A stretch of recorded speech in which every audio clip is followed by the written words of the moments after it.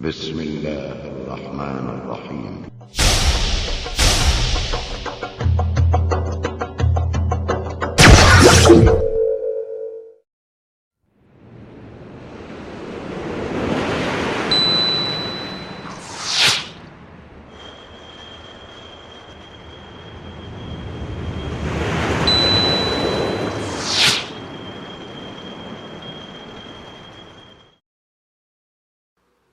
And our topic for tonight is the Islam versus the democracy. Today, the biggest opponent of Islam is democracy.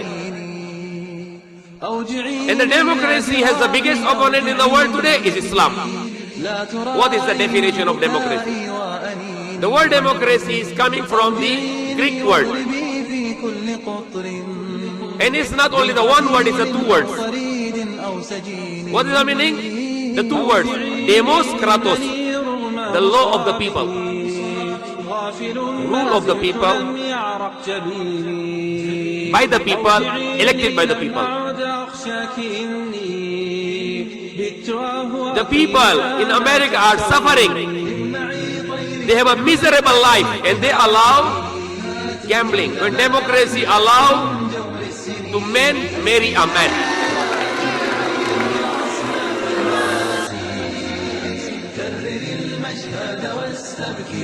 They are taking the drugs every day. I was reading the article. According to the United Nations report, 20 million people are making suicide, attempting to suicide. There are countries in America and other countries in Switzerland, they are allowing euthanasia, where the government allows a patient that the doctor can kill that patient, merciful killing, euthanasia.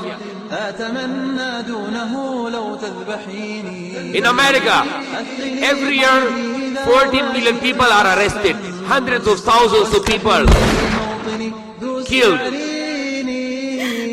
more than 1 million raped, 300,000 children abducted, kidnapped and pedophilia.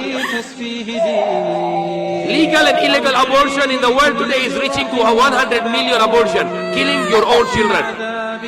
And this is all democracy.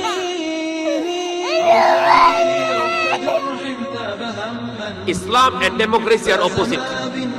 And Islam says no monarchy, no democracy. The king is Allah. فارتقى بالروح عن وحل وطين ربما يفضي إلى العليا هبوط ويجيء الموت بالفتح المبين يا جراحي ربما أقضي ولكن أنت كالقطرات في بحر يقين. أعوذ بالله من الشيطان الرجيم. بسم الله الرحمن الرحيم. الحمد لله الذي نحمده ونستعينه ونستغفره ونؤمن به ونتوكل عليه ونعوذ بالله من شرور أنفسنا ومن سيئات أعمالنا ومن يهد الله فلا مضل له ومن يضلل فلا هادي له ونشهد أن لا إله إلا الله وحده لا شريك له ونشهد أن محمدا عبده ورسوله.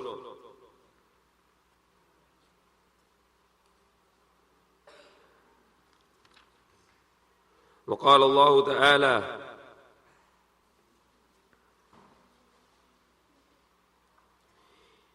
إنا أنزلنا التوراة فيها هدى ونور ويحكم بها النبيون الذين أسلموا للذين هادوا والربانيون والأحبار بما استحفظوا من كتاب الله وكانوا عليه شهداء فلا تخشوا الناس واخشوني ولا تشتروا بآياتي ثمنا قليلا ومن لم يحكم بما أنزل الله فأولئك هم الكافرون.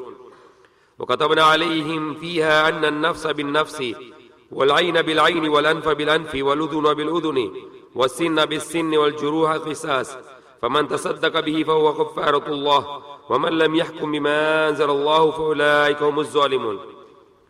وقفينا على آثارهم بعيسى بن مريم مصدقا لما بين يديه من التوراة وأعطيناه الإنجيل فيه هدى ونور ومصدقا لما بين يديه من التوراة وهدى وموعظة للمتقين وليحكم أهل الإنجيل بما أنزل الله فيه ومن لم يحكم بما أنزل الله فأولئك هم الفاسقون. وأنزلنا إليك الكتاب بالحق مصدقا لما بين يديه من الكتاب ومهيمنا عليه فاحكم بينهم بما أنزل الله ولا تتبع أهواءهم عما جاءك من الحق لكل جعلنا منكم شرعة ومنهاجا ولو شاء الله لجعلكم أمة واحدة ولكن ليبلوكم فيما آتاكم فاستبقوا الخيرات إلى الله مرجعكم جميعا فينبئكم بما كنتم فيه تختلفون ونحكم بينهم بما أنزل الله ولا تتبع أهواءهم وأحذرهم أن يفتنوك عن بعد ما أنزل الله إليك فإن تولوا فاعلم أنما يريد الله أن يصيبهم ببعض بذنوبهم وإن كثيرا من الناس لفاسقون أفحكم الجاهلية يبغون ومن أحسن من الله حكم لقوم يوقنون.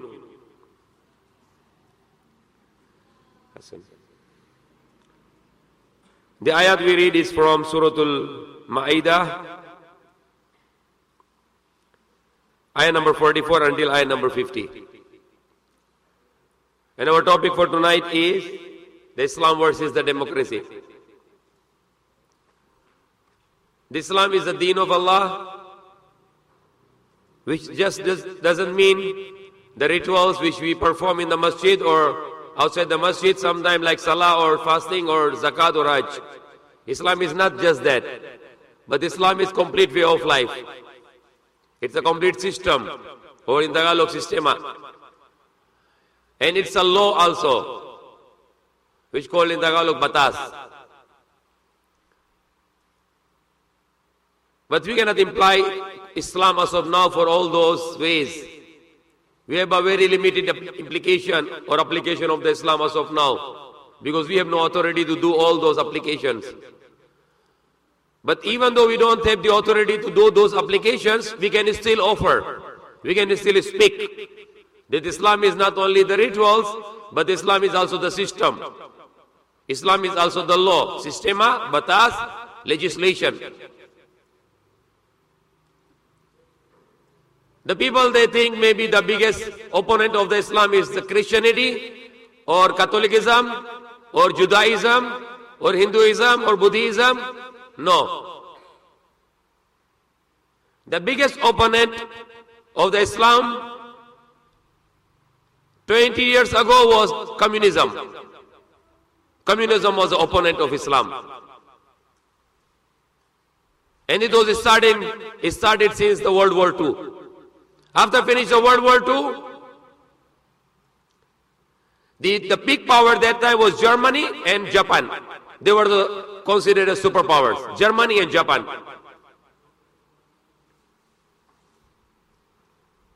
The Germany and Japan was considered as the superpowers. But after the World War II, the Germany and Japan were collapsed. And now there are two other powers who were arise, the America and Russia. And both are started with US. USA, USSR. The Russia was known as USSR.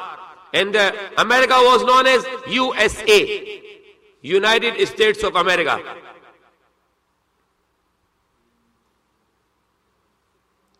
And the USSR was Union of Socialist Soviet Russia, USSR, socialist or communist. Yesterday, the opponent of Islam, the biggest opponent of Islam was USSR or communism. Today, the biggest opponent of Islam is democracy. And the democracy has the biggest opponent in the world today is Islam. The biggest opponent for the democracy today is only Islam. The democracy is afraid with Islam. Wherever they want to bring this democracy, they have only one to oppose, and that's Islam. Islam says no to democracy. Even though you will see the Muslim scholars are endorsing democracy today. The masses of the Muslim scholars, they are speaking about democracy. They say democracy is right. And I call those ulama or scholars, they are not ulama, they are jahil. They are ignorant. They even doesn't know the definition of democracy. What is the definition of democracy? Whenever you judge a system, you check first the definition. What is the definition of democracy?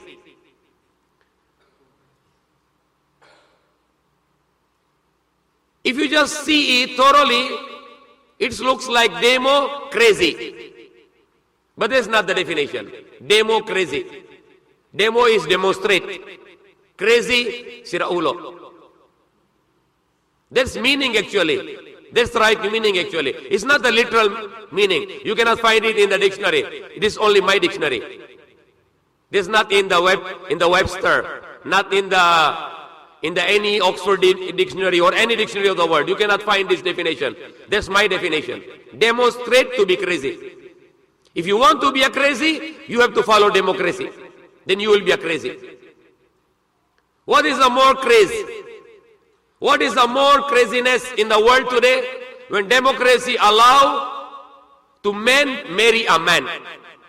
Lalaki kasal sa lalaki, that's democracy. That is a democracy. The men go with another man in a municipality. It will be going to happen soon in Philippines also, very soon. They are going to apply this law in Philippines. That Las Piñas municipality, isang lalaki papunta kasama isang lalaki para kasal. That's democracy. And that's the law in the Philippine democracy. Demonstrate how to become crazy.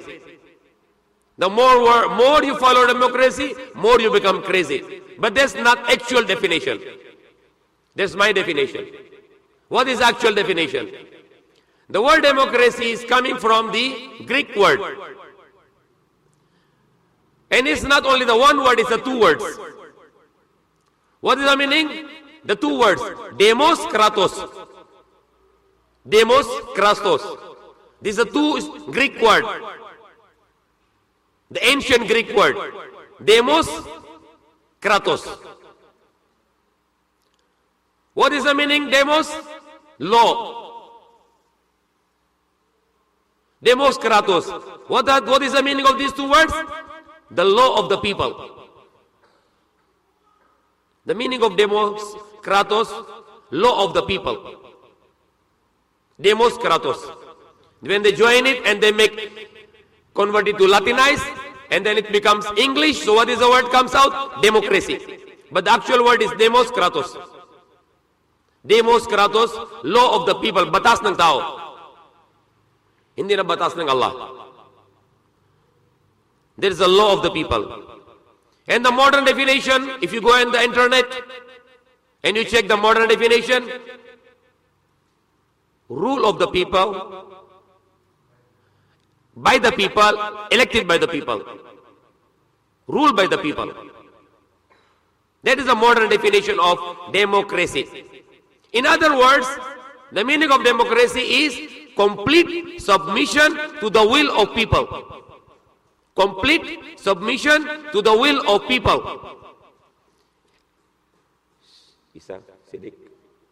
What is the definition of Islam?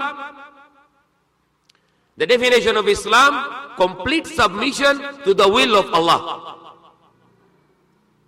So what is the democracy now? That is completely shirk. Because you are not recognizing the will of Allah, but you recognize the will of the people. And the Islam is complete submission, surrender to the will of Allah. That is Islam. Aslim, submit. Submit to the will of Allah. Complete submission to the will of Allah is Islam. And the democracy is complete submission to the will of the people. That's why it's rightly mentioned here, Islam versus democracy. Islam and democracy are opposite. Opposite in Tagalog is? Opposite. Completely baliktad, upside down. The Islam and democracy are opposite. And you can see the foolish ulama, they are endorsing the democracy. They even say Islam is democracy, or Islam is democracy, or in Islam there is a democracy. This all is rubbish. This all is foolishness. Islam is Islam. You don't need to give any other name to Islam. Especially the name which is shirk, polytheism. Even though The people who implement the democracy and they are making fool people. They say that is the people's law, but actually it's not even the people's law. Some people law only. Only few people law. For example, I give you the very close example. The Philippines is a democratic country. They are implying that democracy in the country. And they allow gambling. The gambling is allowed, casino is allowed. But you go today, tonight, tomorrow morning, go and talk to the people. Do you want casino? The most of the people say, no, we don't like it. Because the people get bankrupt. Most of the people, they don't like casino. But the government allow casino. So where is the choice of the people? The most of the people, they don't like casinos. How many people go to casino? How many people? Not even 10%. Not even 10% people go to casino. But the government allow. So where is the people's choice? But we don't believe in the people's choice. We believe in the choice of Allah. What Allah wants. But they say that they follow the people's choice. It's not even the people's choice. It is only the choice of the few people. A small number of people. They like it. Why government want casinos? Because there's the income. There's the income for the government. What's the democracy? One of the definition of the democracy. If there is a country, and if the majority people of the country will say that they like to rape their own mother, and if they are in majority, the government said that's okay. You can do that. You can rape your own mother. The democracy allows you. That's the definition, one of the definition of democracy. Majority law. Law of the majority. If the majority of people will say that they want to rape their own mother, the government says that's a law, that's allowed. Pwede na yan, sabi ng mga governments. According to democracy definition. If the majority of the people, they want to rape their own mother, the democracy will allow this. So democracy is misguidance. It is a misguidance, which is given to the people like a gift. Why they say, you see, you are the people, you are the king. You are the people, that's for you. And they say, the opposite of the democracy is the monarchy. And Islam say, no monarchy, no democracy. The king is Allah. Not the human can be a king, and not all the people can be king. The king is Allah. The ruler is Allah. The sovereignty belongs to Allah. The legislation belongs to Allah. The system must be the system given to us by Allah. The law of the Creator, not the law of the creation. The law of the Creator is Islam. And the law of the creation is democracy.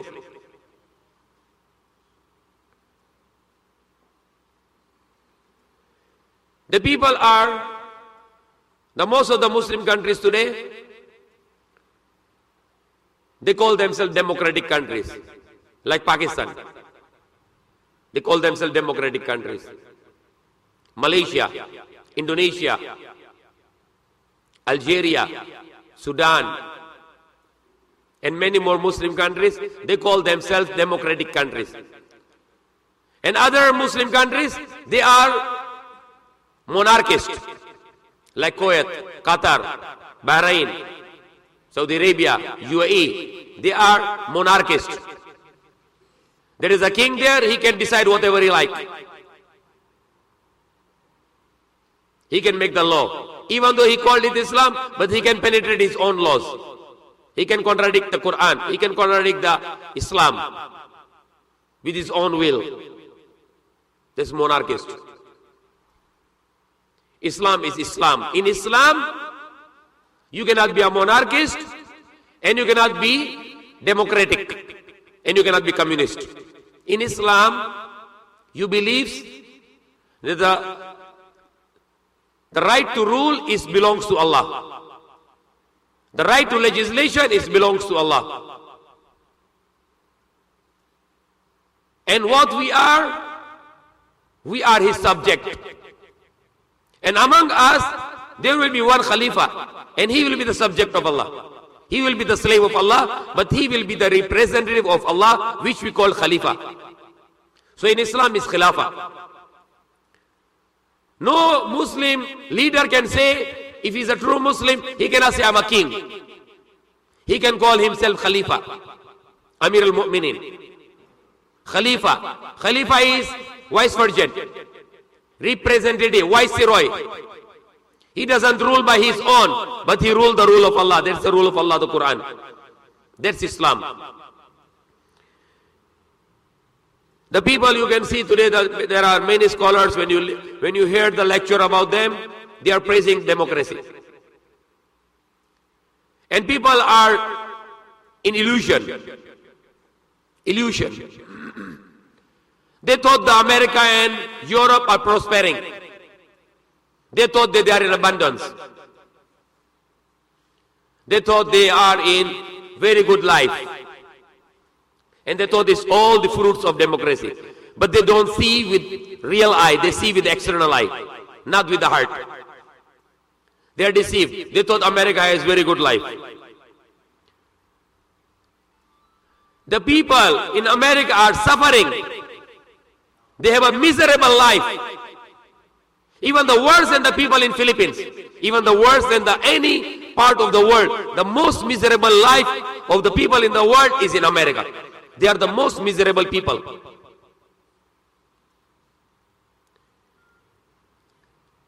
They have no peace of mind and heart in Europe, in America, in Canada. They are taking the drugs every day, prescribed by the doctors. The very high kind of drugs they are taking, prescribed by the doctors, and the others they are taking the drugs without the prescription of the doctors. Highest rates of suicides in those countries. Highest rates. I was reading the article, according to the United Nations report, 20 million people are making suicide, attempting to suicide. 20 million people, they attempt to suicide. And mostly are those who call themselves champions of the democracy. They call themselves they are the best of the people because they have a democracy. And those people are attempting to suicide. 20 million people are attempt to suicide every year. And it keeps on increasing. Keeps on increasing. So where your democracy is giving you a good life? When you want to take your own life. There are people, there are countries in America and other countries in Switzerland, they are allowing euthanasia, where the government allows a patient that the doctor can kill that patient, merciful killing, euthanasia. They wanted to give the license to kill to the doctors. Kill this man and this woman, they don't like to live. They are tired of life. So where is the prosperation? Where is the prosperity? Where is abundance? Where is the good life? In America, every year 14 million people are arrested. That is the recent. Last 2 years, more than 14 million people were arrested in America every year. 14 million people, more than the population of Metro Manila.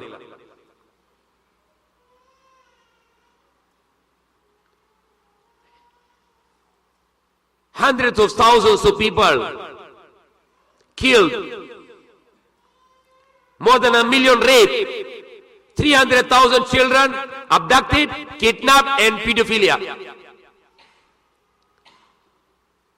Legal and illegal abortion in the world today is reaching to 100 million abortion, killing your own children. And this is all democracy. Democracy. 200 million people in America, the total population is 300 million. 200 million people in America, they have a problem with STDs, sexually transmitted disease. The number one is HIV/AIDS.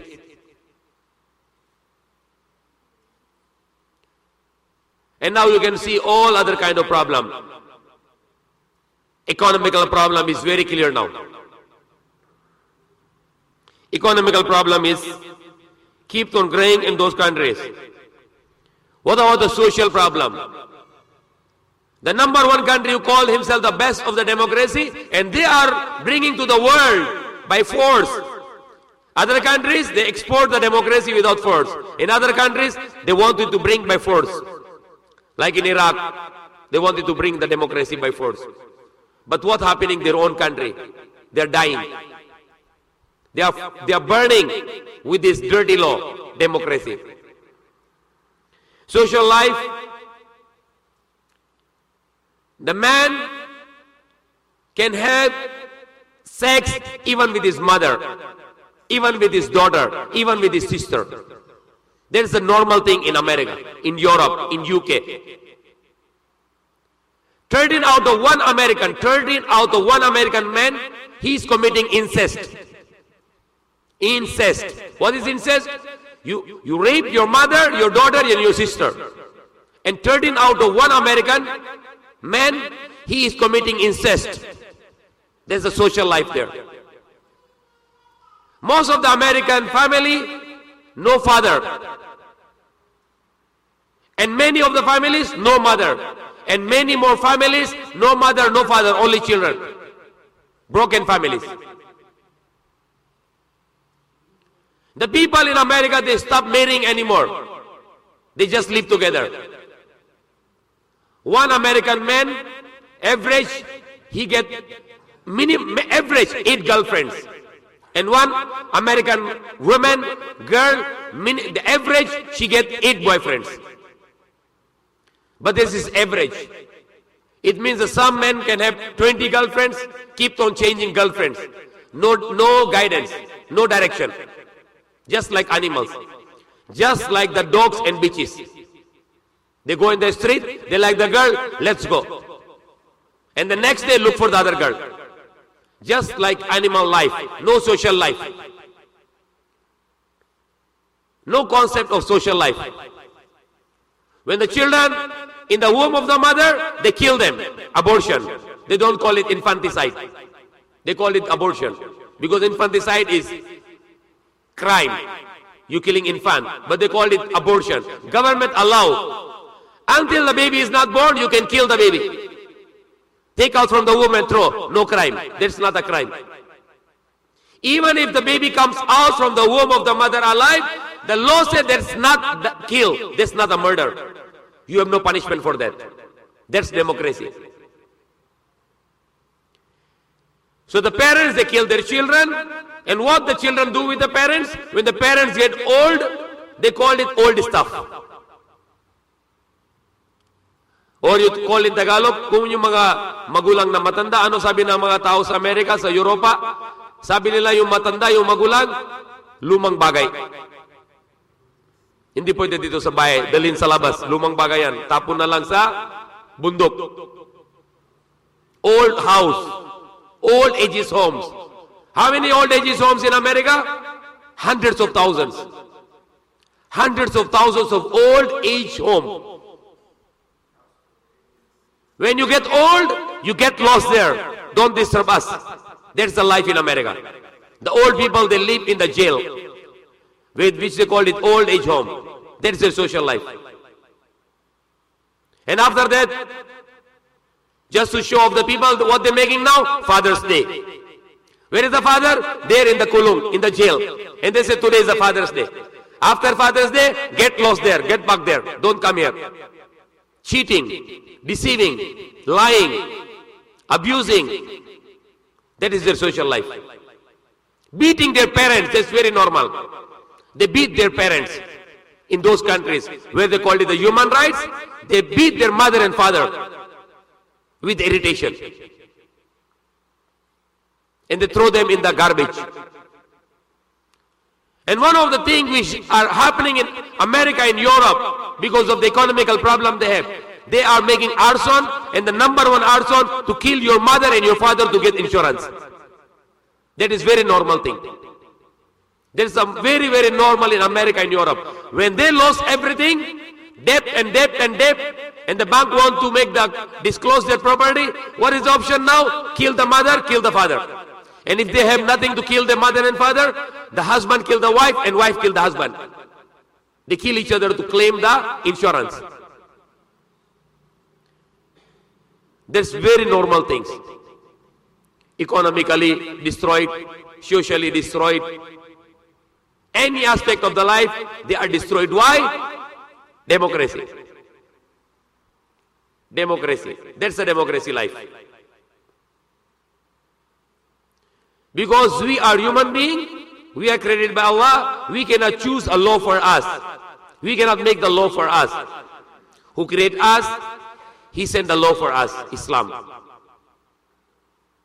Islam is the law which can solve the problems. But the problem now again, the scholars, they don't teach what is Islam. They are giving the wrong picture of Islam. Now mostly they speak about the punishment, nothing else. Whenever an alim will stand up to speak about Islamic law, what he talk about punishment, nothing else. The punishment is the last part of Islamic law. It's a latter part of Islamic law. The first is the duty of the Islamic government, Tawheed, to introduce the right faith. Who is your God? And you should worship Him. Momin, make the fan here. Fan. Okay. The duty of the Islamic government is the welfare of the people. Discipline. Let all the believers join Salah in masjid and make a discipline. Every masjid has imam, so the Muslim will be disciplined. And then welfare, charities, collected from the rich, give to the poor. Again discipline, the fasting, implicate the fasting. And then the Hajj. The welfare that no one is allowed to lend money on interest. No one is allowed to lend money on riba. So when you cannot lend the money on the interest, it's okay, it's okay. If no one is allowed to lend the money on interest, the money will come out. If there is Islamic law, not the currencies like dollar or euro or pesos, no. The real currency, the gold and silver. If ever you want to issue the paper currency, it must be equivalent to gold and silver. 1 gram of gold or 1 gram of silver, equivalent. You can issue the paper currency. And it must be redeemable. It must be redeemable for anyone to redeem the paper currency into gold and silver. So there will be no injustice. Not like today. A man in America, he worked, same job, same work, and he earns $5,000. In Philippines, the same job, same work, same hours, but the man will receive the salary 5,000 pesos. What is 5,000 pesos and what is $5,000? Why there is injustice? You work for 8 hours, in America you get $5,000. You work the same thing in Philippines, 5,000 pesos only. Where is the justice now? Where is the justice? If Islam, there is a justice. There must be one common currency in the world, which will be according to the gold and silver. So no injustice. Today the world is full of injustice. The world is full of injustice. So if Islam comes, no injustice. No lending of money on interest, so money will come out. Those people with finance, they will come out and they will invest. They will go to the industry. They will go to agriculture. They will go to the farming. They will go to the livestock. They will invest the money. And when they will invest the money, with the poor will get money and he will become rich also. Today because of the riba, what happened in riba? And what happening in the world today because of riba? For example, the banks is the part of democracy. Because the democracy has an economical system which called capitalism. In capitalism, the banks lend the money on interest. 5%, 10%, 12%, 24%. And the bank will only lend the money to the rich people because they have the collateral. And they are rich even without collateral. The bank gives the money to them. If the poor go to the bank, the bank says, do you have a collateral? The poor say, I have no collateral. The bank say, get lost. Don't come back here. For you is no money. Because you are poor, you have no collateral. That's the bank. That doesn't lend money to the poor. So the rich money get the money from the bank. Millions. He go to the another rich, less rich. He give to him. How many percent he gets from the bank? 12% or 20%.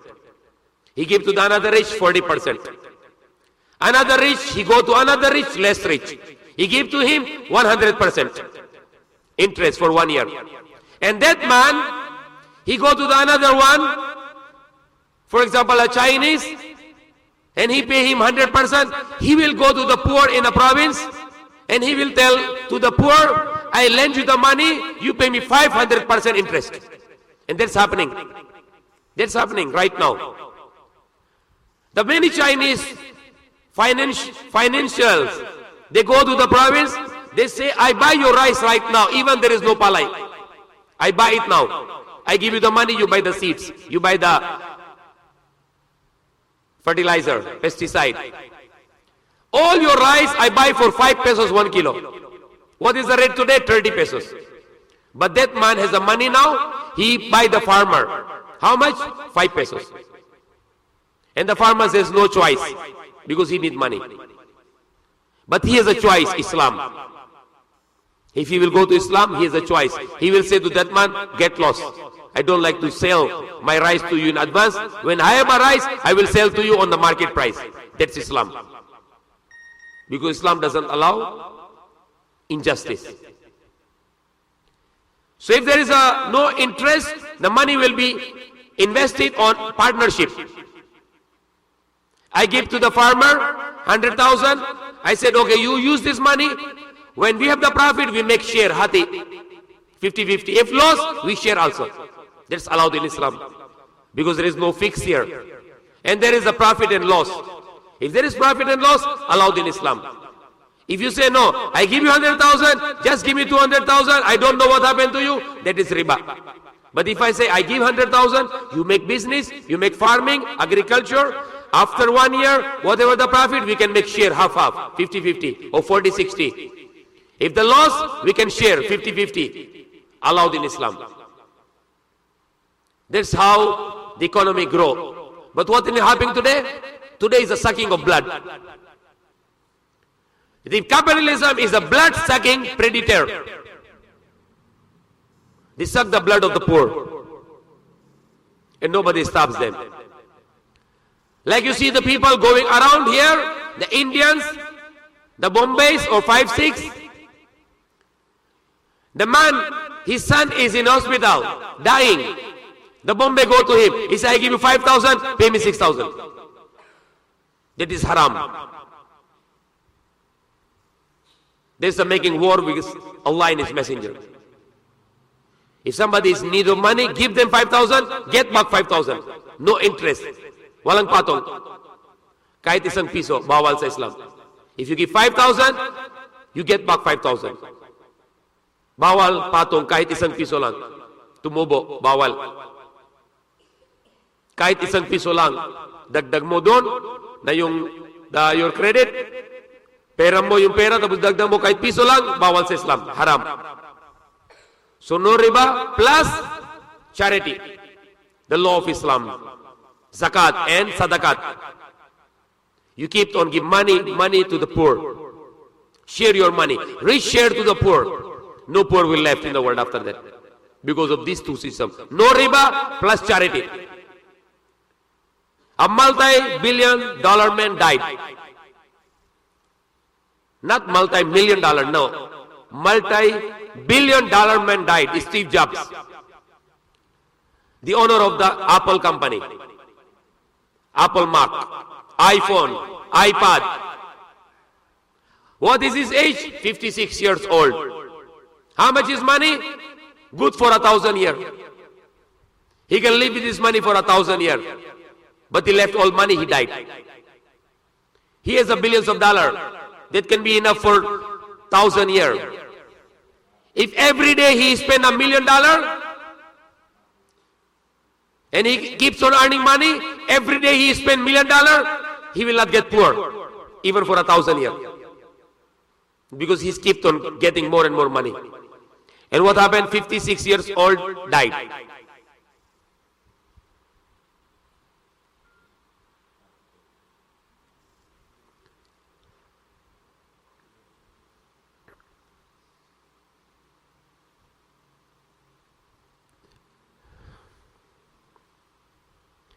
There was an email, there was a text message sent by my friend.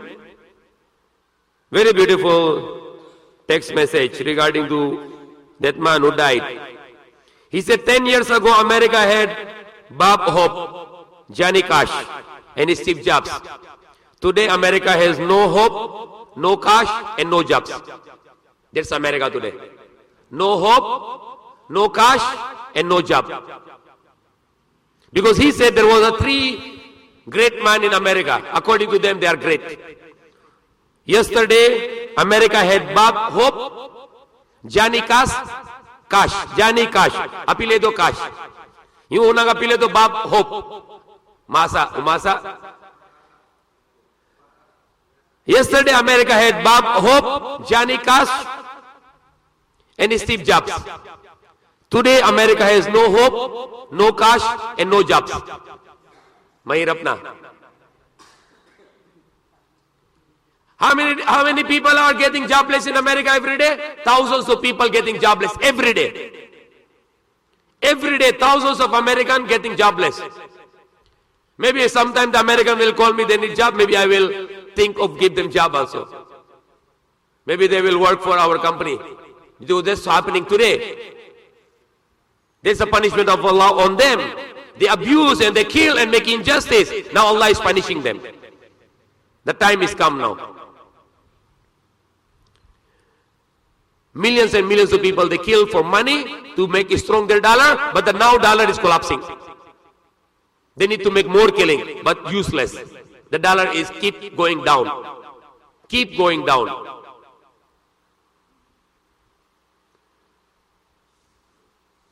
So Allah is the best of the planner. The people they make plan to deceive, and Allah make plan to destroy their plan. The USSR, the communists, they killed millions and millions of people to make it strong, to terrorize the people, to make communism a strong power in the world. That was a great power after the World War II, superior than America.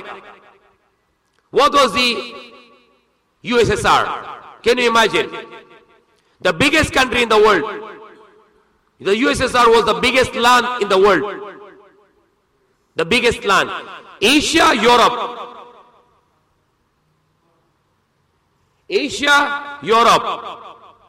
What were the allies of USSR? Communists. What were their allies? China, the biggest population. India was communist that time. Communist sector. They were reluctant to the communist. North Korea. East Germany was communist. Ukraine. Yugoslavia. Austria. The most of the people were, even the Muslim countries, the name Muslim, not true Muslim countries, like Libya, Iraq, they were communist that time. But only the few thousand Muslims, not 100,000, no, too much. Not million, not 100,000, only few thousand Muslims, they defeated Russia, USSR, where? In Afghanistan. Only few thousand people. They defeated Russia, USSR, and they proved to the people, don't afraid, they are nothing. Only we can defeat few thousand people, why all the world afraid with them? And that's what the time the USSR were collapsed. Who destroyed USSR? Muslim, the true Muslims. Not the fake Muslim. Not those fake Muslim countries.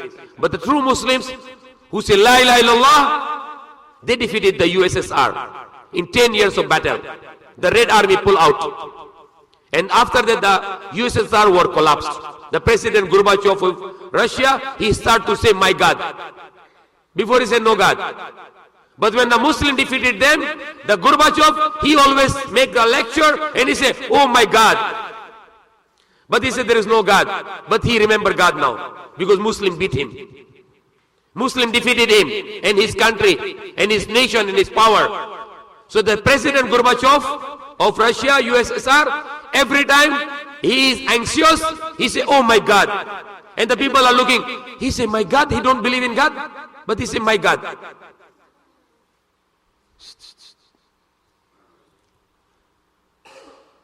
And after that, the people in the world, they stood up against Russia. The wall of the Berlin was broken because the East Germany was communist, West Germany was not. So there was a wall in between. They broke it. They said we don't afraid with Russia anymore. Why? Because the Muslim defeated them. Only 2,000-3,000, 4,000-5,000 Muslims, they defeated Russia. And the proof that the Muslim can do by the will of Allah anything, if they are the true Muslim. As it's happened 1,400 years ago, 313 Sahaba, they stood up in the battle of Badr, led by Prophet Muhammad ﷺ, they defeated 1,000. And then they defeated all the world, and they make the rule of Islam in the world. Time of Umar, and after that, the time of Umar bin Abdul Aziz, and after that, the Islam was ruling in the world. And the promise of Allah is still here. Allah wants the Muslim to come to Islam, then Allah's promise is still existing. And if we cannot do anything, even we cannot just speak also, then we are justifying hellfire for us. And Allah will make His rule again on the earth. If not now, when Allah will send Isa alayhi salam, and the Muslims will, by His lead, they will implement the law of Allah on the earth again. And that will be again abundance. Too much abundance. Nobody will be left poor after that. A person will go and wanted to give zakat. Nobody will accept it. Say, I am very rich, I don't need. Go to somebody else. The Prophet ﷺ said, when the Isa will come and they will kill Dajjal and the Yahudi, and the Yajuj Majuj will be killed. Then, when they will rule by Quran, they will implement the law of Allah. There will be much abundance. If the apple is today like this, that time the apple will be like this. If the grape is like this today, that time the grape will be like that big. Abundance. The blessings of Allah. Biyaya ng Allah. That's all is mentioned in the hadith. That much abundance, the gold and silver will come out. The treasures will come out. And that much abundance, a person will go door to door, get my zakat, please get my zakat. Say, I don't like your zakat. We have enough. We have too much. Why there is this all hunger and poverty and all this? Why? Because there is no law of Allah. Not even in the Muslim countries. There is no Muslim country who use Islam as the law. The many of them, they are adopting the democracy, and others are monarchist. So what I read from the Quran, from Surah Al-Ma'idah, where Allah speaks about the previous laws which Allah sent to the people. Surely we revealed the Torah in which there was guidance and light. And Allah commanded to the prophets to submit. And Allah said also that do not fear people but fear me, fear Allah, and do not sell my signs, do not sell my ayat, the verses, with a small price. And whoever does not rule by what Allah revealed, then they are the disbelievers. فَأُولَٰئِكَ هُمُ الْكَافِرُونَ. And we write therein life for the life, eye for the eye, nose for the nose, air for the air.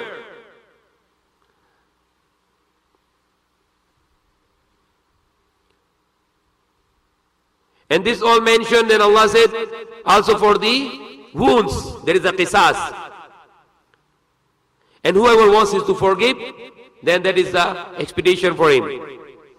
And whoever does not rule by what Allah revealed, they are injustice people.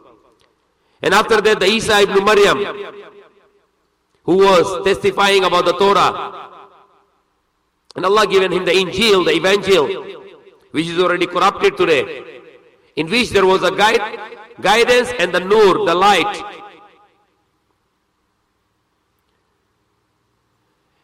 And rule, al-Injil, what Allah revealed on you. And whoever does not rule by what Allah revealed, then they are the fasiqun, disobedient of Allah, rebellious to Allah. And we reveal to you the book with the right, which is confirming books before you. So rule what Allah revealed and do not follow their desires, that they can deviate from you from the right. And then continue, then Allah said in the ayah number 50, they want the rule of the law of the Jahiliyyah. They want the rule of the Jahiliyyah, the ignorance. وَمَنْ أَحْسَنُ مِنَ اللَّهِ حُكْمًا لِقَوْمٍ يُوقِنُونَ. That was the last part of the ayah number 50. And whose law is better than the rule of Allah? وَمَنْ أَحْسَنُ مِنَ اللَّهِ حُكْمًا لِقَوْمٍ يُوقِنُونَ. And who can be better than the law of Allah? Which is the law is better? The law of Allah or the law of the people? The law of the Creator, Allah. The beautiful law. The law of justice. The law of equality. No VIPism in Islam. No speciality. No protocols. You should be equal. If you are the Khalifa, you doesn't need to get security guards. You doesn't need that you are Khalifa, so you have a VIPism or you have a protocol, nothing. Ordinary man. The Khalifa Umar was assassinated. Abu Bakr Siddiq was died physically. Next Khalifa Umar assassinated, no security guard. Osman, the next Khalifa, assassinated, no security guards. Ali, the next Khalifa, assassinated, no security guards.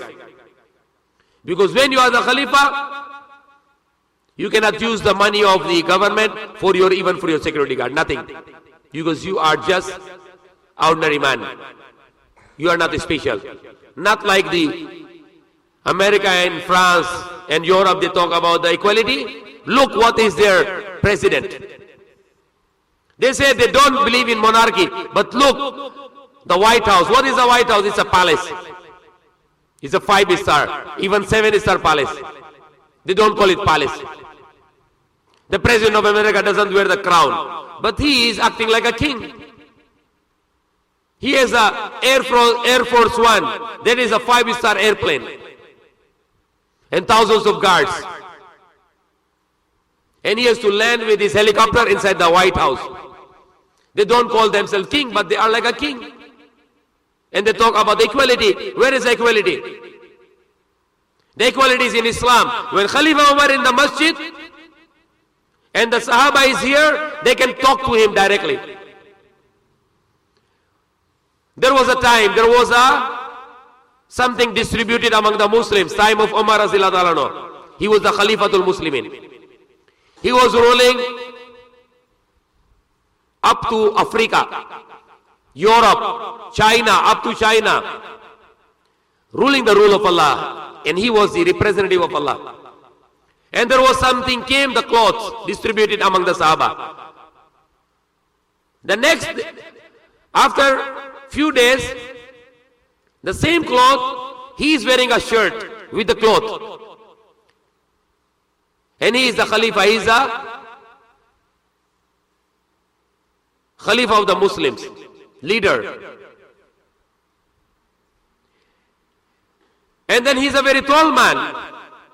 So when the Salman Farsi saw him wearing this cloth, he stood up.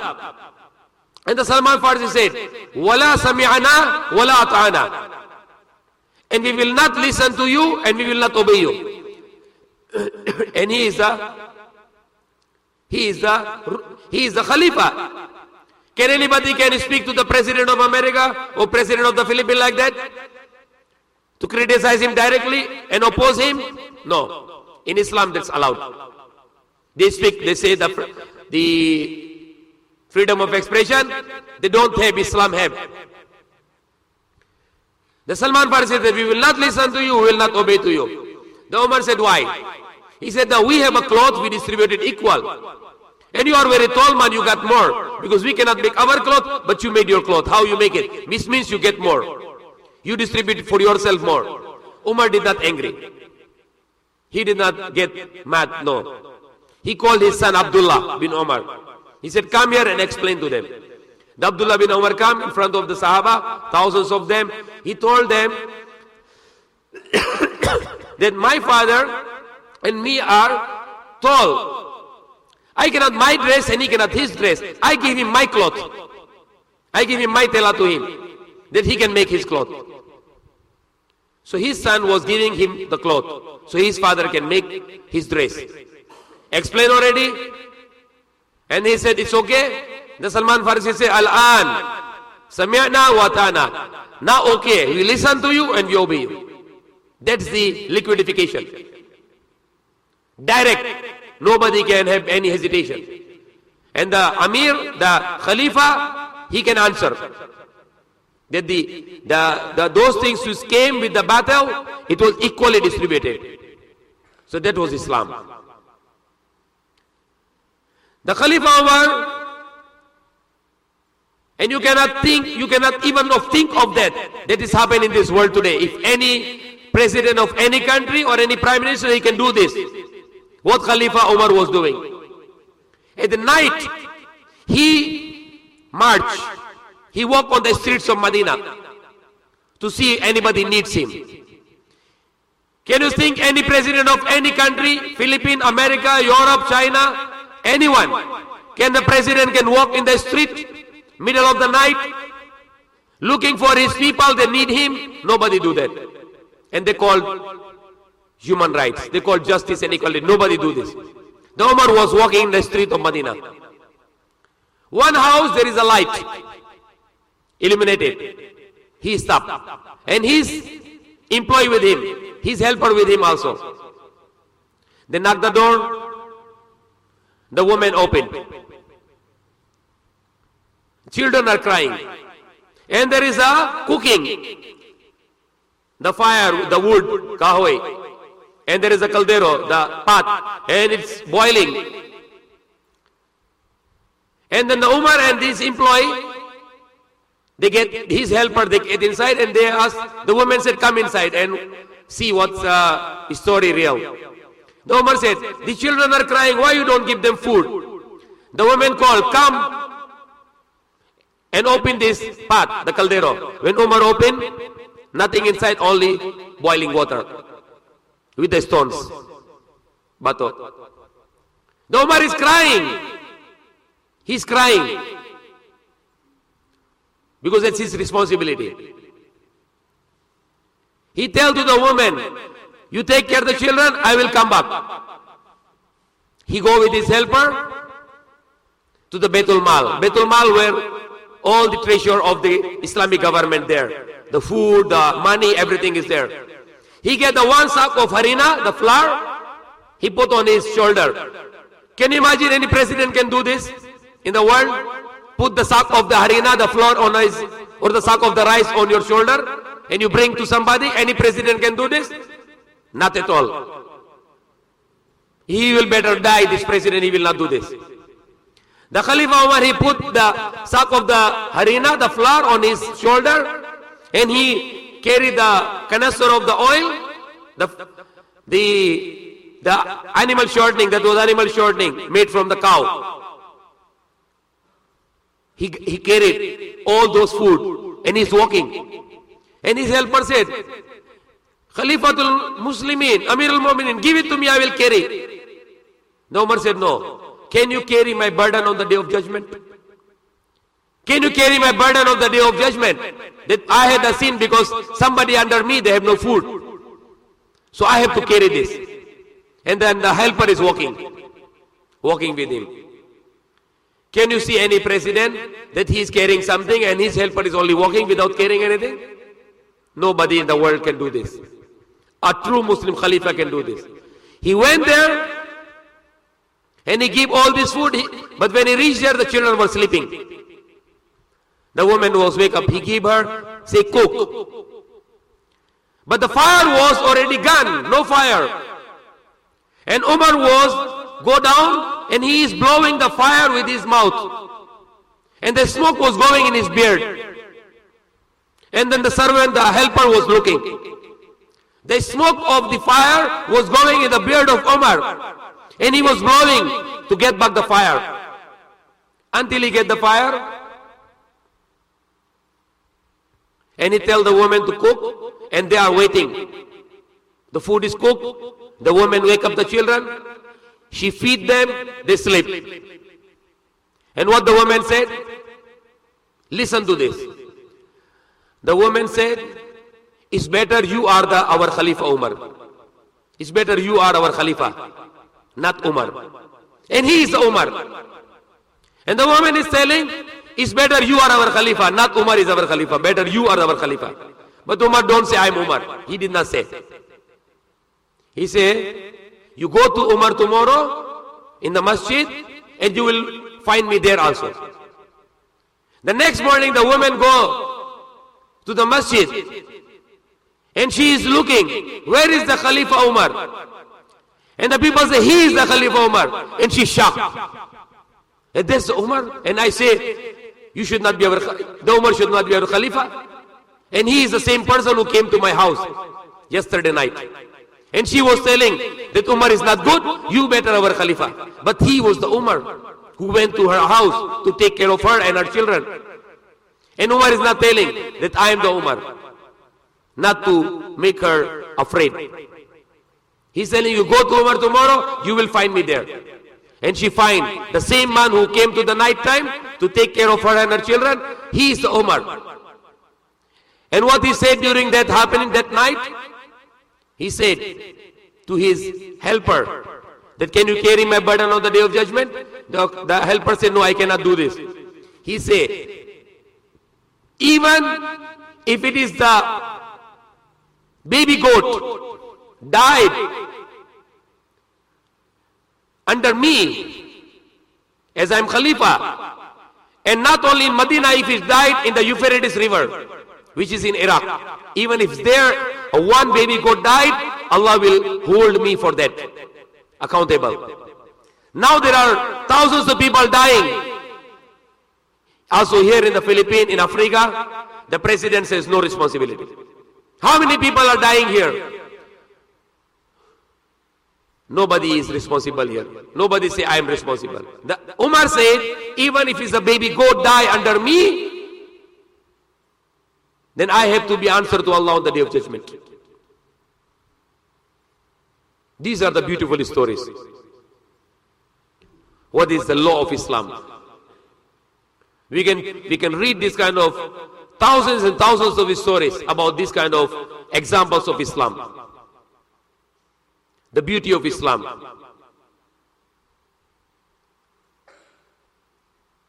The ruler or the Khalifa in Islam is not that he rule his own rule, even not, but he is ruling the rule of Allah. We can call him ruler for understanding, but he is not ruling his own rule, but he is ruling the rule of Allah. So we call him Khalifa. And he is not hiding. He is not in the barracks. He is not go away from people. No. He is every day in the masjid. Accessible. You can find the Khalifa every day in the masjid. And most especially in the Friday, Juma, you can find him because he is the Khalifa of the Muslim. That's Islamic law, that's Islamic governance. And there are many more things. If you can put the Islamic law, the welfare will come, the abundance will come, the prosperity will come, the crime will be gone. If you feed everyone everything, and if they are still jobless, they can go to the Islamic government, ask for the food, ask for the job. The Islamic government is obliged to give them their needs.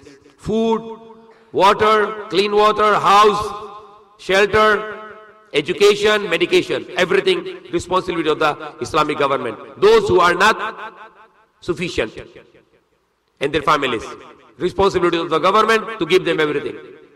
And after that, if he want to make a crime, he want to steal, cut the hand.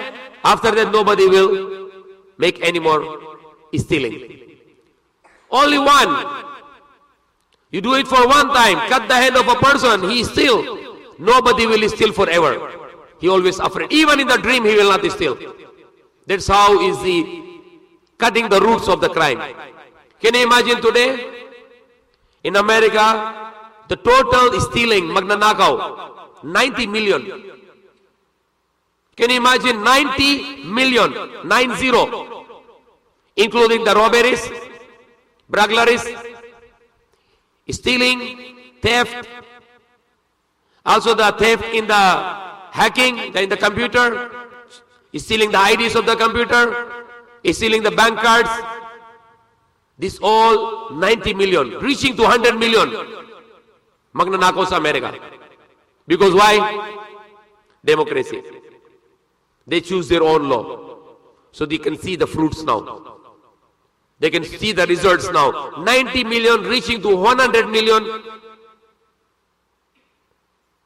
The theft, Magnanakaw, including the robberies, the violent robberies. As I said earlier, in America, according to FBI and Department of Justice and the survey, more than 1 million women are raped. More than 1 million women are raped. There were 4 Marines. They raped a woman in Subic and they were able to get out from Philippines. 4 men raped a woman. First, protected by the American embassy. Later, out. Government, get out them. So where is the justice? Because they were American soldiers, no punishment for them. So where is the equality? Where is the justice? So these are double standards, hypocrisy, abusing. So you can see all this and you can study more and more and research, and you will find out, and you can present Islam, that Islam is the only way of life. Islam is only system for the human beings. Islam is only law for the human beings. And Islam is only solution for all the problems of the world. The communism was failed.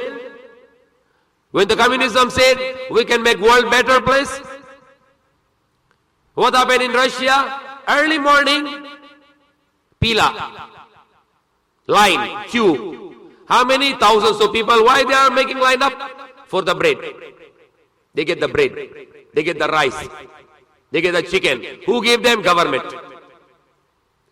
12 o'clock already. You haven't yet get your bread.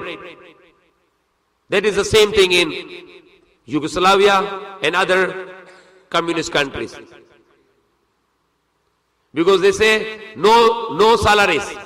We feed you. So they fail. Now there is salaries in the capitalism, in democracy, but injustice. The different currencies, plus riba. So the rich getting more and more rich, and the poor getting more and more poor. The rich is filthy rich, and the poor is filthy poor. Up, down, imbalance. So when there is too much imbalance, the poor is too much poor, and rich is very rich, and he don't give his richness to the poor. What happened to the poor now? The poor become criminal. You see today in the Philippines is too much crisis. Crisis continues. The crisis is continuous. When it will become worse and worse, what will happen? More and more crime. More and more crime will come. If the poor has no need, no food for him and for his family, what the poor will go do? He said, this rich man, he don't give me anything. And he has lots of money. And I'm getting every day more poor. So what I do now?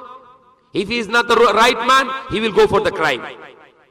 You see, look, the ratio of the crime is increasing. The more poverty will increase, the more ratio of crime will increase. More murder, more rape, more robberies, more theft will increase and increase and increase. And many more things like the democracy allows drinking, they allow adultery, they allow gambling, they allow smoking. What's happening with this all? How many people are dying with cigarette? Millions of people are dying with cigarette, but the democracy say it's allowed. Why? Because it's democracy. What is the benefit of cigarette? No benefit. Why the democracy allow the cigarettes? Because government get money. So they have more corruption. Because when you see how much is the tax on the cigarette, more taxes. In America, in Singapore, in Philippines, all around the world, more taxes. More taxes on cigarette, more taxes on alcohol. So government get more money, so they can make more corruption. So they say, okay, let people die. What we know, we want to make money only, that's all. Never mind the people. People die, we don't care. What we need is money, because if we don't allow cigarette, we don't allow alcohol, no revenue. So because of the revenue, government allow the cigarette, they allow the alcohol, and then they allow the gambling. Let people die. And they call it democracy. That's a democracy. Islam says no alcohol, no cigarette, no gambling. Because Islam cares for the people. Why? Because Allah is the Ar-Rahman Ar-Rahim. Bismillahir Rahmanir Rahim. In the name of Allah, the most gracious, the most merciful. Allah is the most gracious, Allah is the most merciful. Siya ang pinakamahabagin, siya ang pinakamaawain.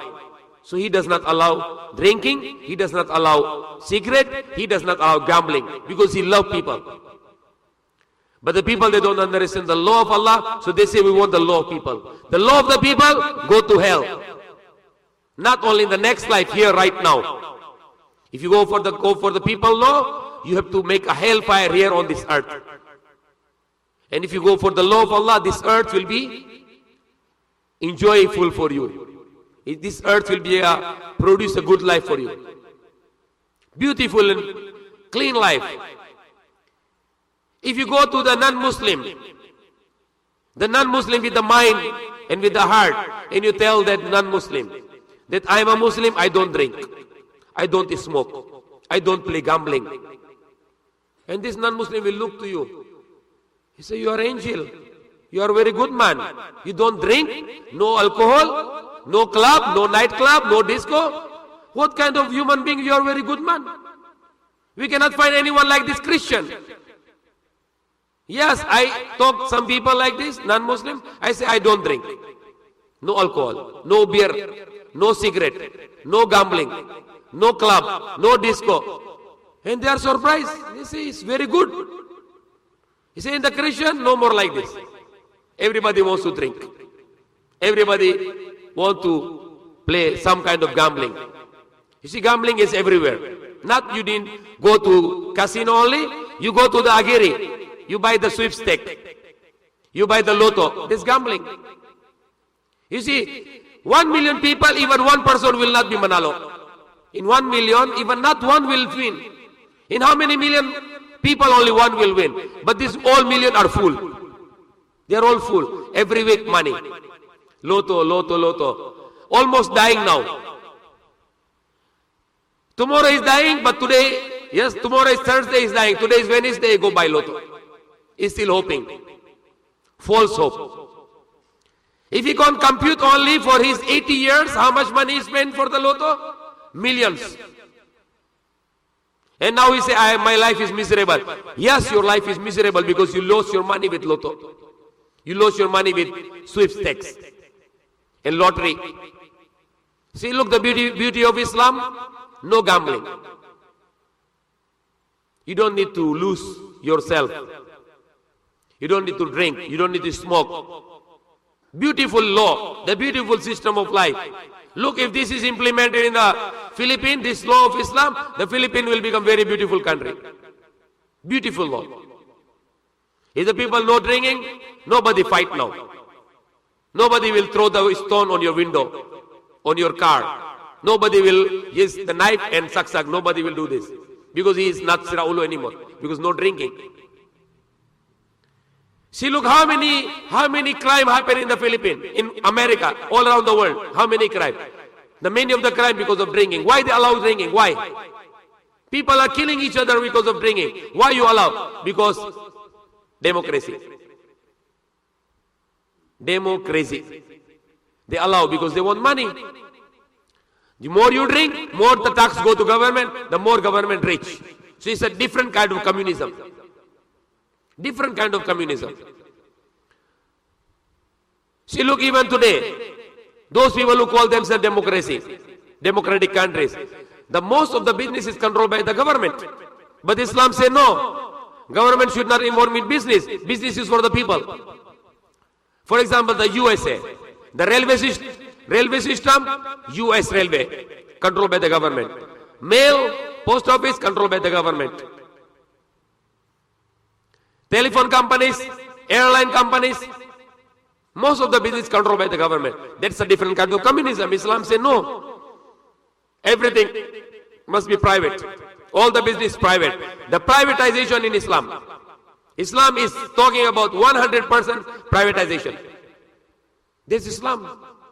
The America call they are anti-communism. I said they are semi-communist. They are semi-communist. They are still communist. I was looking, the US controlling the mailing system, the post office, US Post. And they are losing $12 billion. Because once the business is run by the government, laging talo, logi. All the airlines run by the governments, always lost. Because Islam recommend private business. So when you are on the business, you take care of it very well. When it's owned by the government, nothing. Because government is always changing. And it's not the person who controls this, who owns this. So he don't mind. And he can allow the corruption. All the business in the world run by the governments, 100% corrupt. And 100% bankrupt. Islam say, no government control, no business controlled by the government. Business is for the people. Look the beauty of Islam. Learn the law of Islam. And you will say, Islam and democracy, they are opposite. They are totally opposite. So you can say Islam versus democracy, and it was before Islam versus communism. So we have to speak that. We have to make this subject a very important subject for us. One of the most important subject for us to speak today. Because the biggest challenge for us today is not Christianity or Judaism or Buddhism or Hinduism. The biggest challenge for Islam is democracy. Because democracy is speaking against Islam. This Islam is not good, democracy is good. We say no, democracy is not good, Islam is good. And you say, and you claim that, then come to us and debate. What is the topic? Islam versus democracy. And we can prove that Islam is right and democracy is false. We can debate that. I said many times, I will repeat again, and I can even, no hesitation to put on the internet, and I can challenge all the presidents of the world, American president, France president, or UK prime minister. I challenge them, come and debate with me the topic Islam versus democracy. And we can defeat you, inshallah. Because Islam is the law of Allah, and your law is the law of the people. Man-made law. So we can debate with them on this topic. No fighting. We can make a launch this on the BBC and CNN. To wash people of the world that Islam is the right way of, is the right law, and the democracy is the false law. We can prove it with the scripture, we can prove it with the science, we can prove it with the logic, and we can also prove it with the current affairs. What is happening in the world, we can prove them. And I can guarantee, by the authority of Allah, inshallah, we can defeat them in this debate, that Islam is right and the democracy is wrong. So inshallah, maybe I can stop now. It's almost 12, inshallah. If any question, then we can continue. Brother Salim is willing to speak on this topic next week, inshallah. Inshallah, brother. So, inshallah, we can continue this topic on next Saturday. That will be on, today is October 8, so 15. So, October 15, we have a repeat program, Islam versus democracy, inshallah. Brother Salim will be prepared. I can speak more. Village General to also prepare. Nuruddin, inshallah. Nuruddin will, inshallah, be prepared. Islam versus democracy. Tagalog. So they can speak all in Tagalog. What I speak is mostly English tonight. So inshallah next week, more people will speak in Tagalog on the same topic, Islam versus democracy. And I will also have additional information about the topic and question answer. And after that, on the 15 plus 7, that will be 22, we'll switch back to our previous topic, was Jesus really crucified? Because 22 and then 29 we have a debate, inshallah. That's already confirmed. We already booked the place in the Mall of Asia in SMX. So 22 will be the again repeat of was Jesus really crucified? So 29, inshallah, 9th of there will be no program in Masjid on 29th of October because we'll have a debate in Mall of Asia. So inshallah we'll see each other in Mall of Asia 6 o'clock to 10 o'clock. Including the dinner on 29th of October. So next week, Saturday, 15th of October, repeat program, Islam versus democracy. And 22 was Jesus really crucified. And 29, inshallah, debate in Mall of Asia. So we have our program for next 3 weeks, inshallah. Alhamdulillah. Okay. Alhamdulillah, Rabbil Alameen. Okay, beta. Okay. What's the question? Microphone.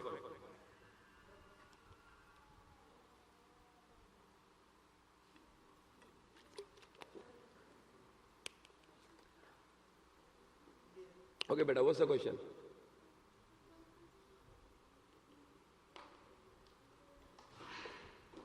In the low the fan, too much sound.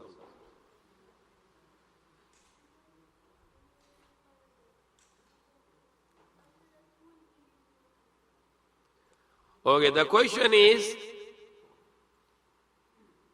question of my son Hussein that if the people will be in paradise already, and of course the other people will be in the hellfire, so who will be living on the earth? It's a good question. And before that question, there is another question. When we are alive again, where we will be? Where we will be? Correct? Because paradise is up there. So where we are when we are alive again? Sa buhay uli. Saan tayo? Dito sa lupa. Will be on the earth. So when we go to paradise and others go to hell, who will be living on the earth? I think nobody. Because animals will be given death again because they are alive. After justice, the animal will become dust. So earth will be, nobody will be living for what I understand. Maybe Allah might destroy the earth because earth is ready to destroy anytime. Because lots of debris coming from the stars. Big meteoroids which can destroy us in a moment. Even the sun ray can destroy us if there is no shield, the seven layers. The earth can be destroyed in a second. One sun ray can make the destruction for more than 100 billion atomic bombs. 100 billion atomic bombs. One sun ray. The temperature of the sun, the Arau, is millions of degrees centigrade. This water boiling. Kulo, you say kulo? Kulo. How many degrees centigrade? Only 100 degrees centigrade. Only 100. Sun Dalak. What is the temperature of the sun, the Arau? Millions of degrees centigrade. Millions. How far the sun from us? 150 million kilometers away from us. 150 million kilometers. The America is only 10,000 kilometers. The sun away from us is 150 million kilometers away from us, and it can burn us. If you go to the Dubai and you see 52 degrees centigrade in Dubai sometime because it's desert. The Philippines, it's only 37, 38, people are shouting. This is patay na. We are dying. What happened in Dubai? 52 degrees centigrade. Desert yan, desert. 52 degrees centigrade. What about the sun? Millions of degrees centigrade. What about the hellfire, Inferno? What is the temperature? What should be the temperature of the hellfire? So Allah can destroy the earth whenever Allah wish. When there is no use, Allah might not keep it. Allah will destroy it. So that's, I don't have any hadith to explain this.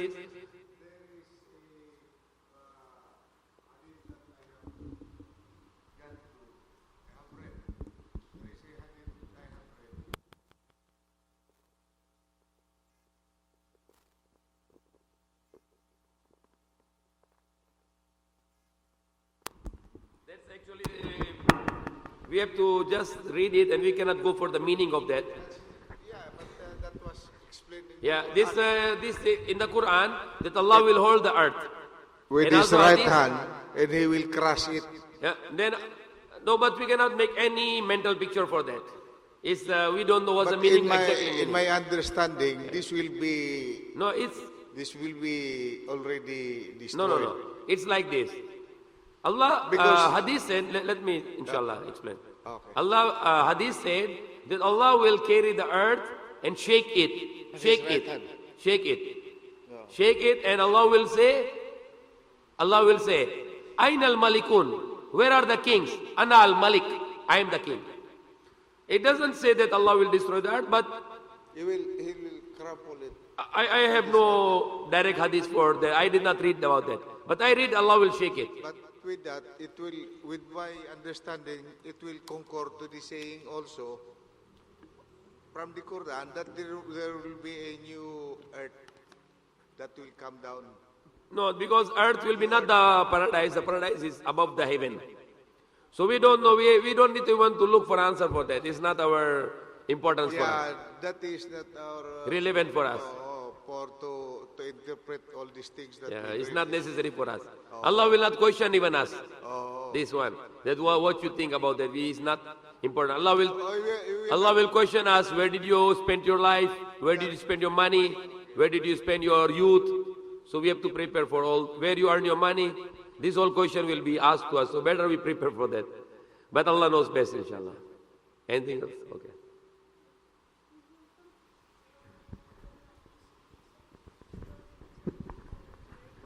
Then after that, he will defeat the Dajjal. Then after that, Again, repeat. when Prophet Isa will be coming here, then after that, he will defeat the Dajjal. After that, when Prophet Isa will be no more, then people will have gold. Then when Prophet Isa will be no more, they will change the gold. Change the... No, when Prophet Isa will be coming, and after that, the paper money will be no more. Okay. Then Yes, the hadith said when the Prophet Isa alayhi salam will come and he will kill the Dajjal, and then they will hide in the mountain, and the Yajuj Majuj will be too much making trouble in the world, and he will make prayer to Allah. Then Yajuj Majuj will have a disease in the neck and they will be killed. After that the Isa alayhi salam will implement the law of Islam. In the law of Islam, the one thing will be done is no dollar, no euro, no peso, no rupees, no rupiah, no ringgit, no real, no those paper currencies. So he has to bring the real currency, gold and silver. And hadith said the columns of gold and silver will be vomited by the earth. So the gold and silver will come back too much and it will be distributed. And he said the Imam Mahdi and Isa alayhi salam will distribute the gold and silver to the people. The wealth. And the wealth is the wealth, meaning that is the gold and silver. Because one of the biggest cheating to the people in the world is the currency. The different currency with different rates, that's how they are making slavery. The people with the high value of currency, they are making other people with the low value of currency, they are making them slave. So you go there and work. Because your currency has no value. So you go America and work and become a slave. You go Europe and work in Italy and become a slave. So that's how they are making slave. That's the kind of slavery imposed to the world. So when Isa alayhi salam will come, the gold will be the, silver will be the currency again. And other currency, like rice can be currency, the wheat can be currency. So that's the answer, inshallah. Anything else?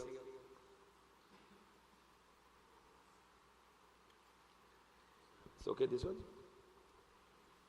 Bismillah. Assalamualaikum. Islam is a religion of Allah subhanahu wa ta'ala. Democracy is a man-made law. How we compare or how we emphasize that democracy is a man-made law, not as a religion, because many people that accept. I am a Christian. I'm there in America, but my religion is Christian. How we compare that you are good people, you are Islam? Because we do not compare the democracy versus Islam. Because Islam is a religion of Allah. Okay. Democracy is a man-made law. Okay. How We are not comparing, we are opposing. We are opposing. Because, as I said, the biggest mistake, the people, they thought the deen meaning as religion. Deen meaning is not religion. The deen meaning is not religion. Because when you say religion, it's just rituals. The religion meaning is rituals. You have some rituals to make yourself close to God. That's the meaning of religion. The Islam meaning is a deen. Islam is a deen, and deen meaning is a complete way of life, which is not only the rituals, it's also system. It's also a law. It's a way of life. So it's a complete. So Islam, Allah said Allah will make superior Islam to all systems. Either if it is, Allah said, then Allah will make Islam superior. So superior not only against Christianity and Judaism and Hinduism, Buddhism, no. Also superior against atheism, communism and democracy. Allah will make it superior. And one more thing which, because of your question, comes in my mind, which I should speak also Kanina earlier. The modern democracy, the one of the basic is secularism. What is the meaning secularism? What's the meaning secularism? Anybody can give the explanation. Secularism. No.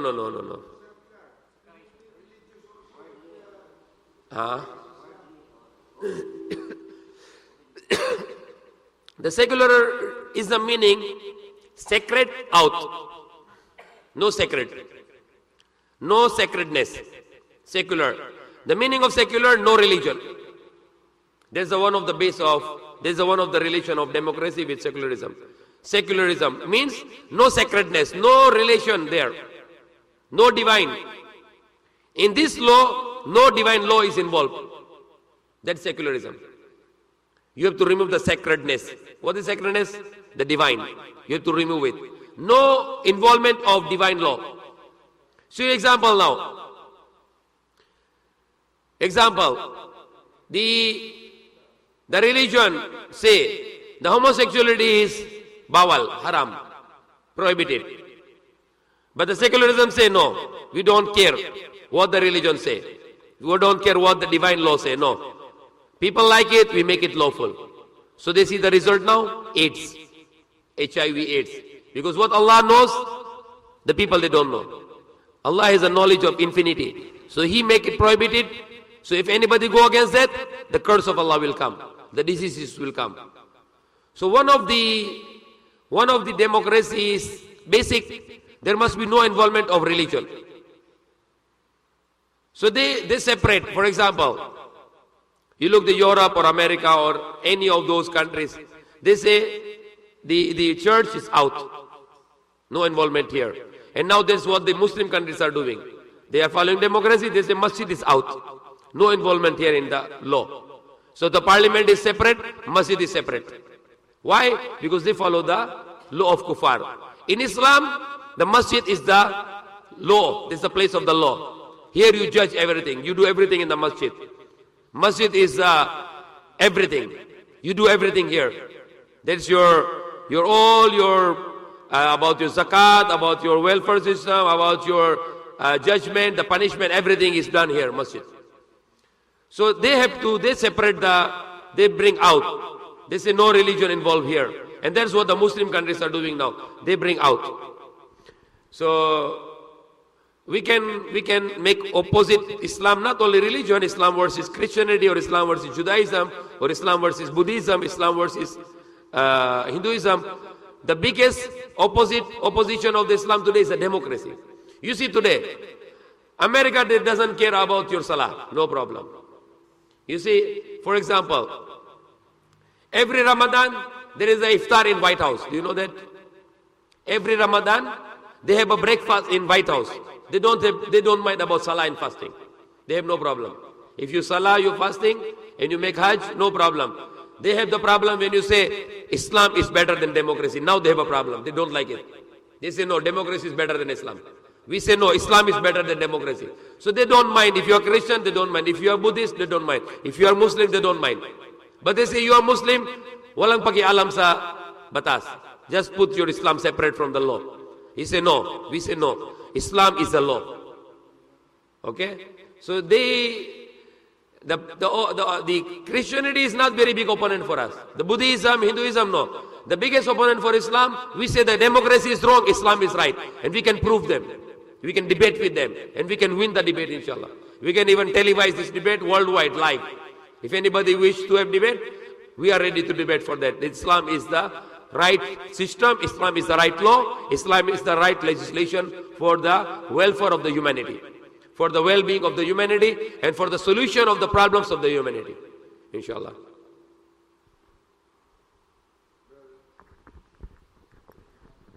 Ahmad? I have no deep understanding yet up to now about Gog and Magog. Yes. And also Darkainen. Darkainen. Zulkarnain, okay. Yeah. I've been reading this. I do not want to get deeper on this. I might get lost. I might go away from the truth. Okay. So, Yeah. The Zulkarnain, he was a righteous man. He traveled all around the world, different part of the world. That's Karnain. Yeah, Zulkarnain. Zulkarnain. And then when he went to the one part of the world, the people, they told him that this Yajuj Majuj, the Gog and Magog, are very mischief maker people. They make mischief on the earth. So he built a wall, iron wall, and he put the molten copper. Why he put the molten copper? Why? To separate. No. You see, when you only put the iron, it can be rusted, kalawang. When you put the molten copper, it will save from the rust. So it will be long lasting. So the Quran said they put this molten on the top. Now, the Quran also said the Yajuj Majuj will be released. The Hadith said they will be released also before the end of the world. Now there is a beautiful Hadith I read. And Allah gave me the interpretation of the Hadith. I was thinking, then Allah means of course no wahi come to me, no revelation come to me, but Allah by His whatever way, because sometimes we understand the things, who gave us His understanding? Allah. Okay. So I was reading the Hadith, the Yajuj Majuj, they will shoot the arrows in the sky. They say we already killed the people on the earth, now we kill the people in the sky. Gog and Magog, said in the Hadith. I think, I see who is doing this arrow throwing. What kind of arrow this one? So now I think of the rocket. Okay. Yeah. Okay. You understand? Okay. So I think, what is arrow throwing in the sky? So I think, what about the rocket? Because rocket is like an arrow. Exactly like an arrow. So they shoot the arrow to kill the people there. So I think of this American and Russian. They are mischief makers. They kill hundreds of millions of people for the oil and for the gold. So now they are throwing the arrow. Why? Because they want to get something there also. Maybe there is the oil there in the Mars. Maybe the oil in the Pluto. Maybe the oil in the Venus. So they want to get all this. Now I could complete my understanding. So that's, I can think that these people are Yajuj Majuj, look like. These are not literally bad angels. Oh, yeah. These are now, I understand from you that these might be nations. Yeah. Nations, Nations. bad nations. Yes. The American. Yeah. Mischief makers. That's what I understood. Because you see, look, what is the quality of the Yajuj Majuj? Mischief maker. Number one quality. Did you not notice, my brother, why I am very thirsty in borrowing your tafsir, your what is this, your Sahih Bukhari, Yeah. because of that thing. Yes, yes. Because I can see now today, the biggest quality of the Yajuj Majuj is mischief maker. And the one of the quality, they will corrupt the food. The one of the thing they will do, corrupt the food. You see today, our food is corrupted. Who corrupted them? They are corrupting the food. You see there is somebody research about Caucasian Mountain. Caucasian Mountain. It's in Georgia. And there is a place where the Caucasian people come out. And the most mischief maker people in the world today are the Caucasians. Of course, there are some Muslim, also very good Caucasians. But the most of the Caucasians, they come from the Georgia, these two Caucasus mountain, where the people thought that is a wall before. No more wall now. So they are spreading and spreading and spreading. And making mischief on the earth. Allah knows best. What I understand those ahadiths. And one of the hadiths can very clear that the Russians and Americans, they're throwing the arrows to looking for the... What book is that you read about the... This is in the hadith. Different hadith. But before I don't know the meaning, but when I think too much, Allah opened my mind and I think these rockets are the arrows. Okay. May I? Okay. Is there a possibility or a chance that there will come out one Khalifa for all of the Muslims in the world? I cannot see right now any. Right now I cannot see. Not at all. Because right now you see, look, the Muslims are completely divided. Yeah, that's true. We cannot think of macro level, nothing. Malabo, Natna, Walapa, nothing. Micro level can be. But, We can make a community and we can live in a community, that's all. But not as a whole. We cannot see because Muslims are completely divided right now. And they are away from Quran and Sunnah. Yeah. So you can make it individually, like, okay, we have a Jamaat here, I am Amir, okay, we are Jamaat. So we can, inshallah, bring the message and we grow like this. In a small level, micro level. Slowly, growing like this. And we present Islam to the governments, we talk to them, that's the right way. Come to Islam and solve your problem. That's what we can do. But of course, we can see now what's happening in the world today. That they are keep on killing Muslims around the world, but there are still Muslims who are victorious. Like they victorious against the communists, so Allah will always give the victory to the true Muslims, to the true believers. But I cannot see the Khalifa coming, I cannot see, but of course Allah knows best. Allah can change anything He wants. I cannot say no. I cannot say also yes also. Allah knows best. But we hope. Inshallah. We hope because that... it will be very good for us, no? Yeah. But even it will not come for right now, inshallah, when Isa alayhi salam will come, that's already predicted by Allah through His messenger. Well, at least in a small scale, maybe we could start it. No, we can make a small Jamaat and we can implement the Islam with whatever limitations we have. Inshallah, we implement the Islam on ourselves, our families, our communities, and we give the good example to the non-Muslims that this is a Muslim community. This is the Islamic community. That's how the Muslim act like this. And then you see example, there is a man in America, his name is Imam Siraj Wahaj. He's a very good man, Balik Islam. He was Christian before, now he's a Muslim for many years.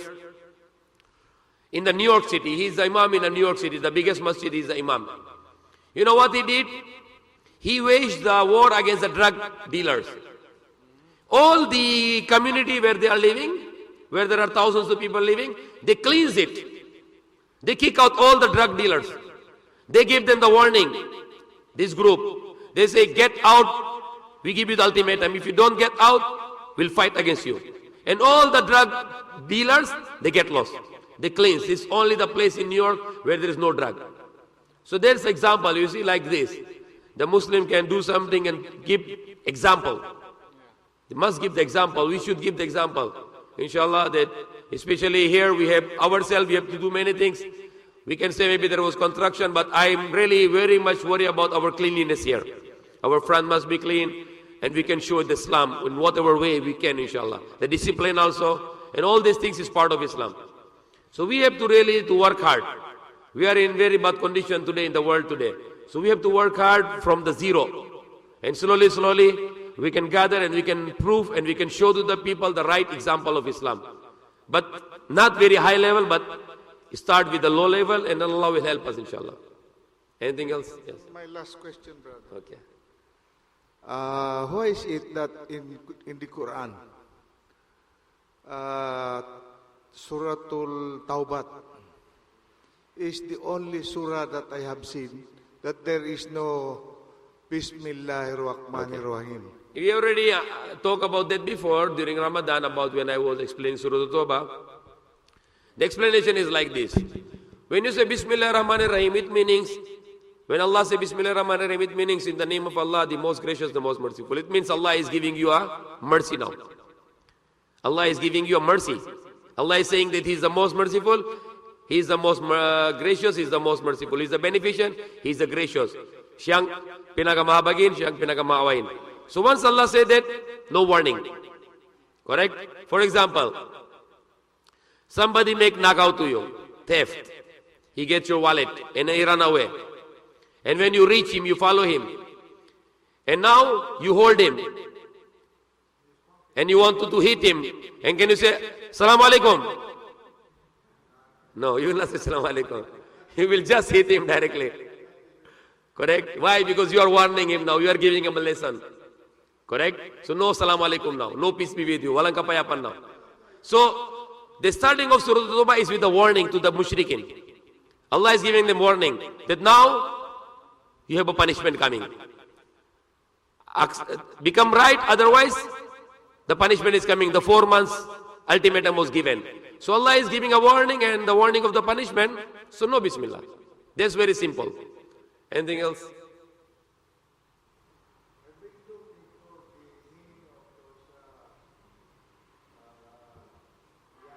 No, no meaning. No meaning. Hadith said no meaning. Even Prophet Muhammad did not tell us. No, should not be. That will be disobedience to the Prophet because he told us already about that. We doesn't know the meaning of that. We have to leave it to Allah.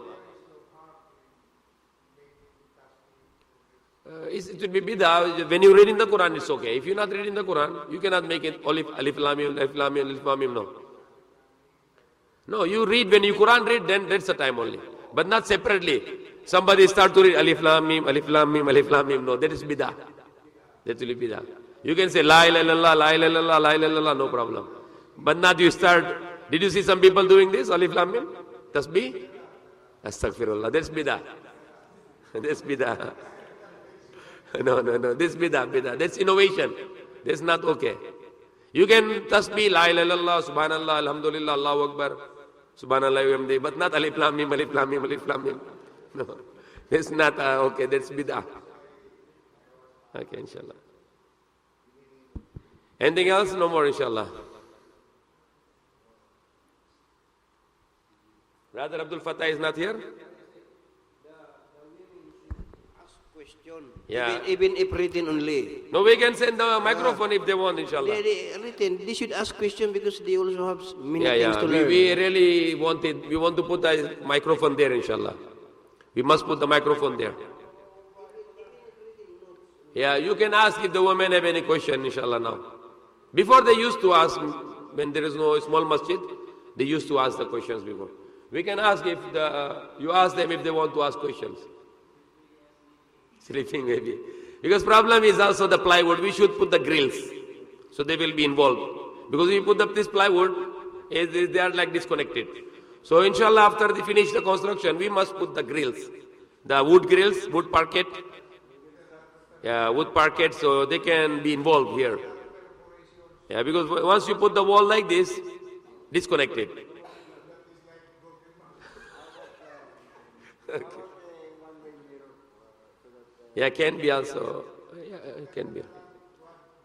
Like in the masjid in Kaaba, the wood. Yeah. So they will be involved here.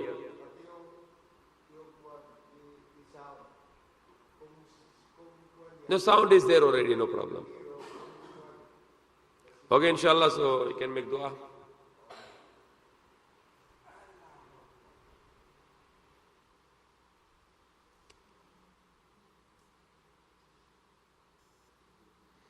One more thing that which I can add here, we should avoid about the forwarding of text message without verification. There's a very big sickness today. Many people, they text you something, they say, okay, forward this text. And I see Muslims are forwarding this kind of text. It's very bad. Should verify first. They say sometime that this man become Muslim and then you don't verify and you start to propagate. Like some people, they say so many things like that. Especially some people say that forward this message to 12 people, then within the 12 days you will get the blessing. That is shirk. That is the not Muslim do this. They will text you, la ilaha illallah, okay, forward this to 12 people, and within the 12 days you will get the blessing. That is shirk. That's not in Islam. Fitna. Yes. Yeah. Yeah, like in the case of the moon sight last Ramadan, the Eid time, somebody texts that I see the moon, nobody knows who see the moon. Nobody knows the name. Just text message. So even the Christian can do this. The Christian say, oh, let's make Muslims fool. The Christian, he get the SIM card and he texts, I see the moon in, where you see the moon? Bunduk. Where? Nobody knows. What's your name? Nobody knows. What time? Nobody knows. Text message and it's spreading all around the Philippines. That is jahiliyyah, that is ignorance. We should not be ignorant. We should always verify. Because Allah gave us the eyes, ears and brain and heart. So we should always research and should not be just believe blindly. Somebody texts you, then you start to spread. That was happened in the last Eid. I'm very sure that was only hoax, rumor only. 2 or 3 people, they text message. Somebody say, I see it in Sarangani and the mountains in Cotabato. And now the people are texting all around within the 5 minutes. Within the few minutes. It was millions of people, they are spreading the foolishness. That is not good in Islam. Don't spread anything without verification. That is the law of Islam. So that's very important that we will be very sure about any text message you receive.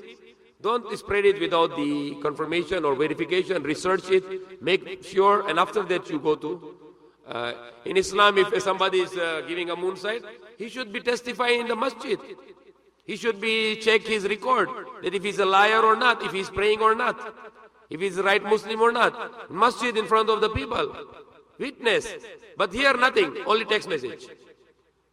I asked many people last Eid, what is the name of the person who sees the moon? Nobody tell me the name. Nobody knows the name, nothing. Just rumor, just hoax. So that is not in Islam like this. We should be very much intelligent, inshallah. And we should always research and verify, and after that we can decide anything, inshallah. Subhanallah, alhamdulillah, Allahu Akbar, la ilaha illallah, Allahumma salli ala Muhammadin wa ala alihi wa sahbihi wa sallim. Rabbana atina fid dunya hasanatan wa fil akhirati hasanatan wa qina adhaban nar. Amin.